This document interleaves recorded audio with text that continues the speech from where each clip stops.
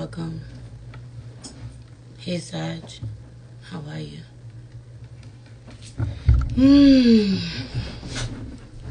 This is your divine drive-by for January 31st, 2023, but this is a timeless reading, so whenever you see this, you're supposed to. Let's just pray. Let's just pray. The babies are good. Thank you, love. Holy Spirit, ancestors, guardian angels, spirit guides, spirit animals, source, God, universe. Thank you so much for my life. Thank you so much for my family, for their health, for their happiness, for their safety, Spirit. I just pray that we are protecting our minds and our thoughts and our words and our actions, Spirit. We are mindful of the things that we are saying, we are doing during a very stressful and chaotic period, a time of transition and shift and uncertainty and discomfort. May we keep our eyes on the prize. May we keep our eyes on the blessing, Spirit. May we remember why we're doing things. We never forget our why. Maybe we stay deep-rooted in love for ourselves first and foremost. May we not forget the way we love others and to pull others close to us, those who are valuable to us, when we are clinging on to self-preservation, when we are focused on taking care of ourselves and making sure that we are safe.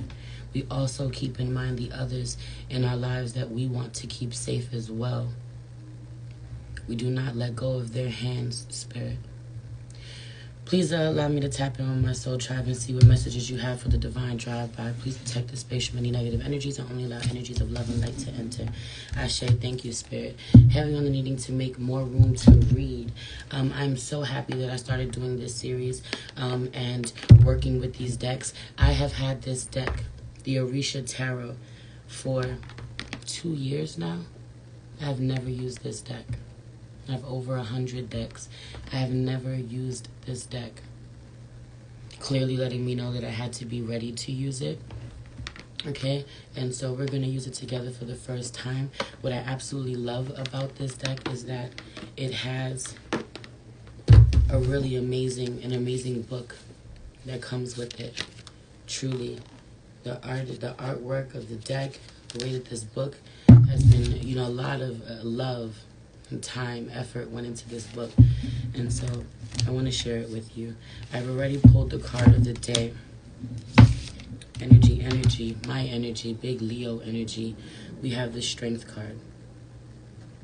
Look at this deck. This deck is beautiful. Look at this card. Look at the cheetah in the tree and it's killed. What kind of animal is this? Does this say antelope? I could be wrong. It's killed. It has its prize. It's brought it up to the tree. Now what's so interesting is at the bottom of the deck is the Eight of Swords. Isn't this interesting? The Eight of Swords. And this person who is visibly seems scared, worried, is offering this plate of raw meat. To who? To the wildcat. A lot of fear about feeding this wildcat who has already fed itself. Yet this offering still needing to be made for some reason is the first thing coming to me.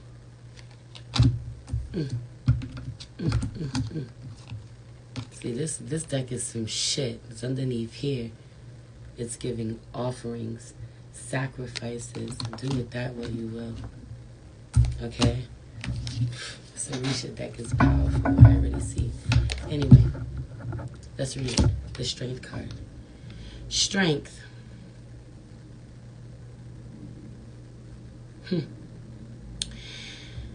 Power and strength come in many forms through the Strength card.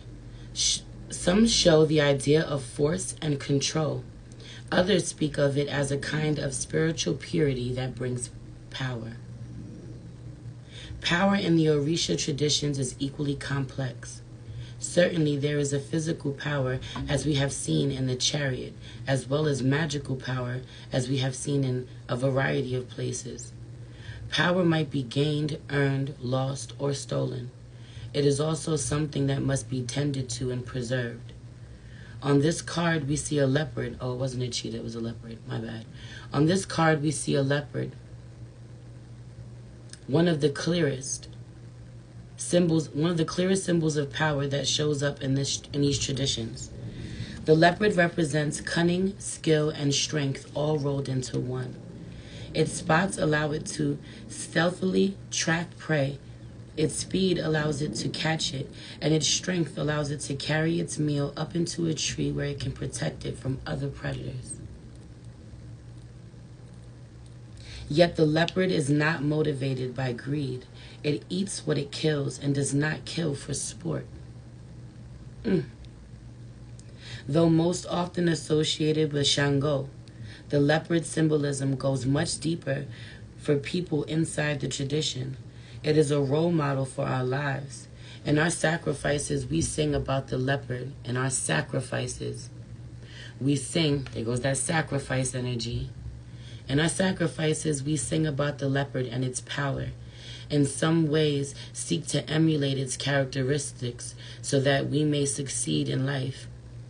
In emulating the leopard, we sing so we can find what will sustain us, acquire it, and keep it despite the efforts of those who might also want what we have.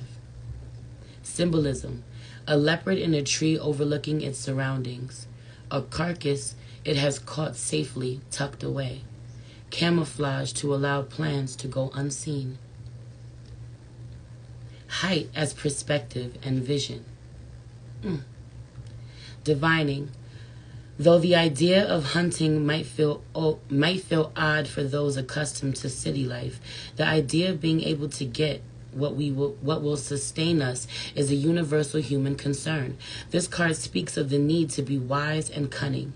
It requires forethought so that we do not waste our energies on things that are not possible. We need to take precautions to preserve what we have so that our gains do not slip away from us. Finally, we need to understand that success is not to be feared but enjoyed, like the leopard relaxing in a tree with a successful hunt. You could ruin everything with haste. Be mindful of what you share with others. They will use it against you. You see more than others. Be sure to put your vision to use for you and your family. Solutions: watch some nature shows of big cats hunting. Do not hide your valuables. They will be discovered. Lock all your doors and windows at night. Make sure you are in good shape. Do not ruin what you have built. So much. You know, it's crazy because even with this sacrifice card, and I guess this looks like a rooster. I don't know if this is a rooster or a chicken or what. This is a hen, a chicken or what. But it's giving chicken. Someone's ancestors wants chicken, wants an offering. Okay, this just may be you put some chicken on a plate, you put it on the altar. Some of you have never given an offering before. Cooking a meal, okay, needing to, okay. This could be potentially giving it to the earth, giving it to a tree. Okay, if you don't have an altar or you are not ready to set one up. But also, some of you are hiding something from someone, valuable information. Okay, this could be something that you know, a vice of yours, something that you want. You know, you could be in an environment where everybody has the same vice. You want to save this could be your stash. Okay, something that this could be your love. I feel like, you know, your weak spots, trying to hide your weak spots, trying to keep them safe from some. I just feel like everything gets exposed. Tonight in my culture, we feed the spirit of winter. So this may be an actual offering being made, like a live offering being made. Certain practices, certain religions, cultures may ask for live offerings. Okay, live sacrifices. Now I also want to say a live sacrifice could be you walking away from a person, a living, breathing person. That part. Walking away from that connection, sacrificing that connection for the greater good, for your highest good. Living, breathing sacrifice. That part. Okay, let me walk away from this once and for all, you know, to honor myself. Okay, a great blessing on the other side of that sacrifice. I also really feel like it's important for you to retreat, for you to have the strength to. Someone goes in, they make their kill, they you've already zoned in or honed in on what it is that you have to destroy, or what it is that you have to take down, or what it is that has to be removed. For some of you, something has to be cut out. Someone has to be cut out. Something has to be cut out. Something has to be extracted. Someone has to be extracted. This could be within you. This could be in your body. Okay? Some of you want to cut off excess weight. Drop the weight, the dead weight, the body fat. The meat is very fatty. Do with that what you will.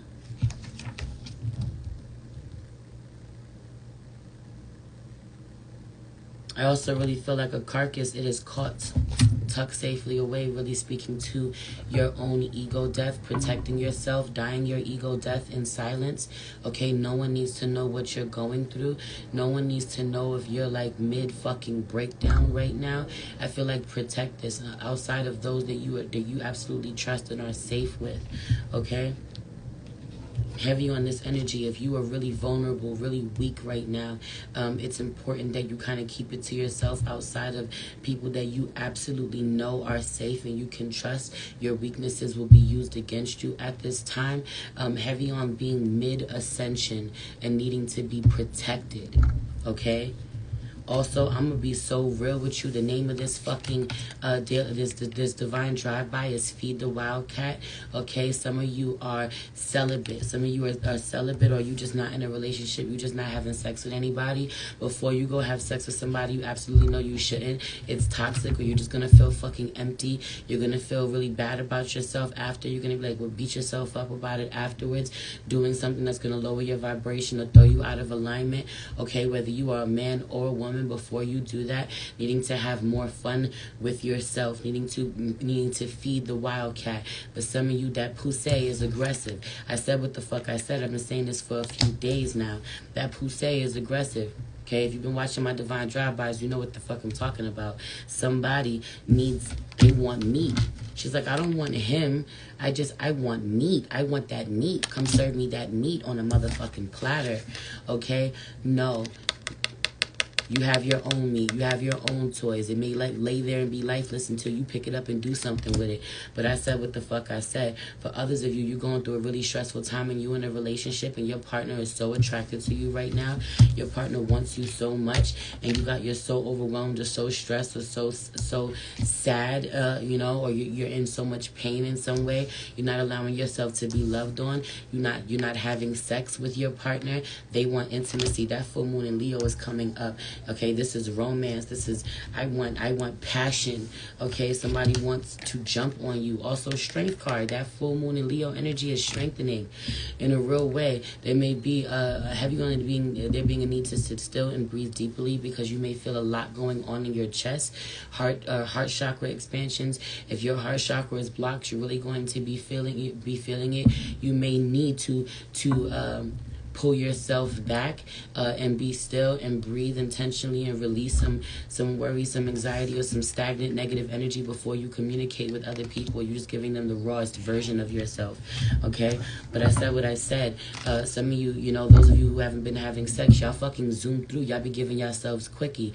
If you're not having sex, it's important for you to masturbate, with intention and with love, and to take time, make love to yourself. You can still have an amazing sex life even if you don't have a partner. Okay, you need to know your body better than anyone, and the same to be true for my men out here, whether you are having sex with someone or not. Okay, really be intentional. Really get in the shower. Really rub yourself down. Really look in the mirror. Really look at yourself and your muscles. Make yourself feel good about yourself. Really be intentional to use your imagination to think about where you want to be in life. Don't add no face. She could be a beautiful woman with a banging body, but don't add her face. Don't look at her. Don't attach anyone to your manifestation, what it is that you want. Really think about what your ideal life is, your dream life is, and envision yourself having sex there. Okay, really be intentional with how you love on yourself. How y'all are masturbating right now. Y'all are still supposed to have healthy sex lives with, at this time, because y'all are going to be out here really tempted, or y'all are going to be on the receiving end of energy from people who are really tempted and don't know how to fucking soothe themselves. Okay, a lot of y'all got these impulses and you don't want this fucking person, but you know this person can make you can give you a short thing to give you a certain feeling. You just want to achieve this feeling. You don't want to have to deal with this person. We can skip that and give ourselves that feeling. Okay, but I also really feel like this is also how you manifest that in your next partner.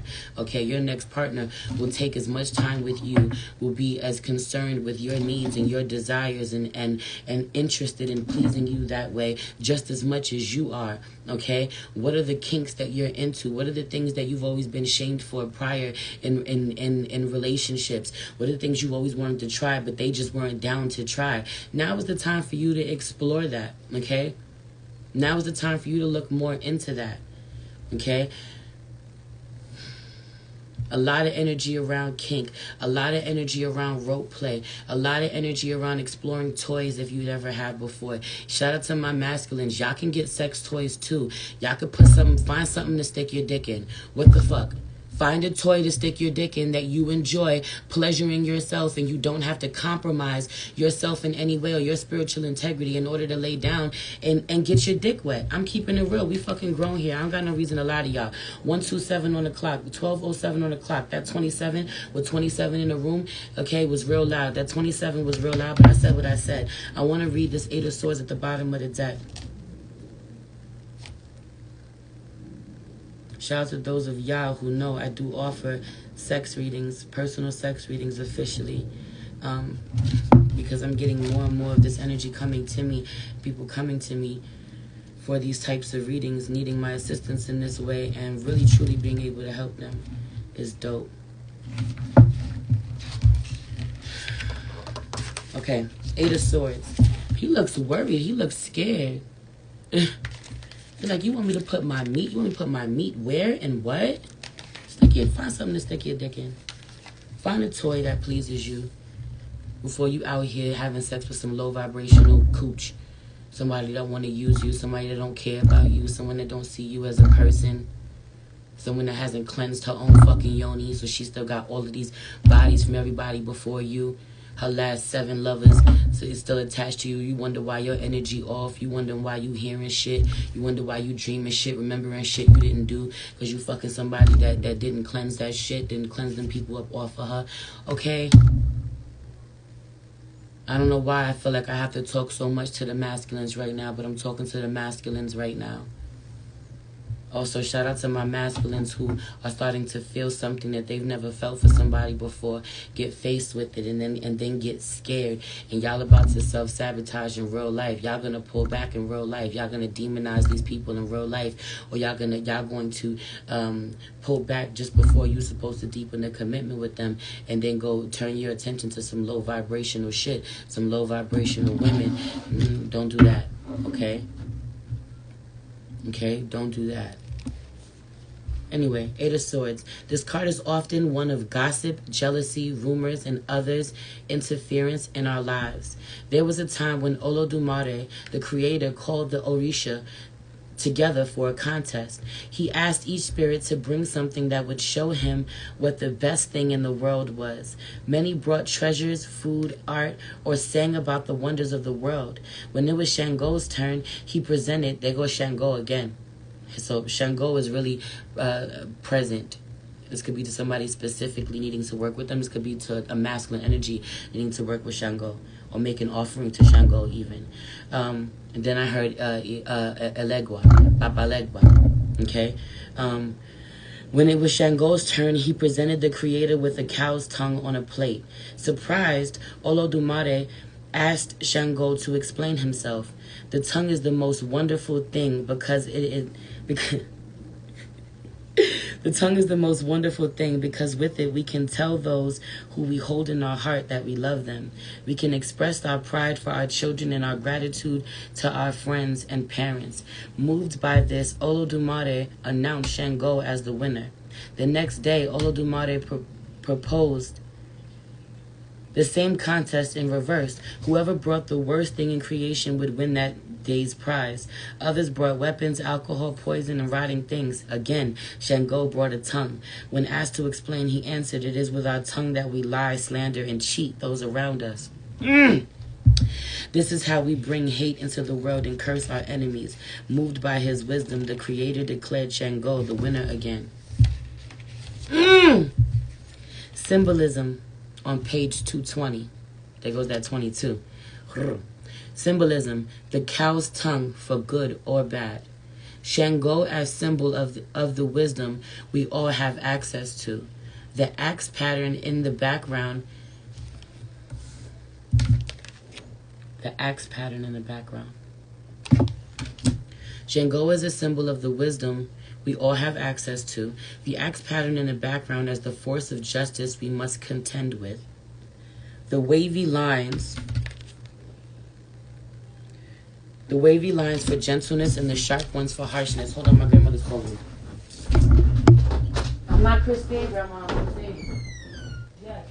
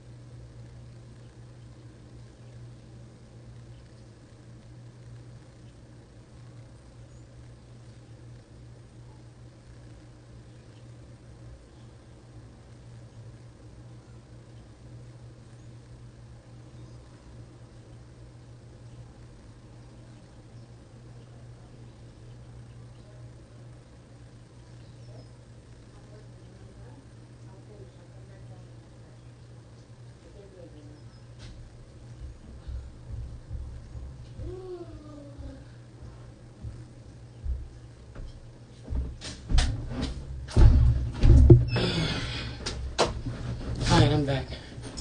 My mother, my grandmother, and my brother moved in a couple days ago. And they all went to finish taking the rest of the stuff out the house. And my grandmother's downstairs with the two babies. And Sola took her pamper off.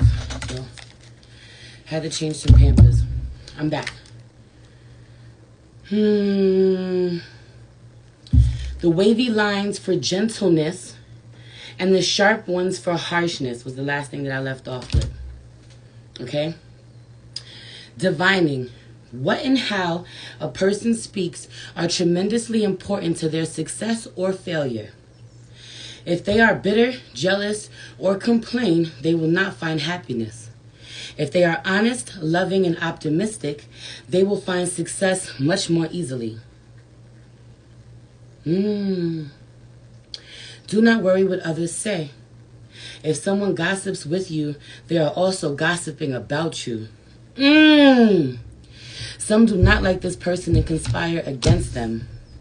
Hard work is the only way forward. Solutions: do not lie. Wear a charm against jealousy or gossip. Get a charm called the eye and tongue to protect your house.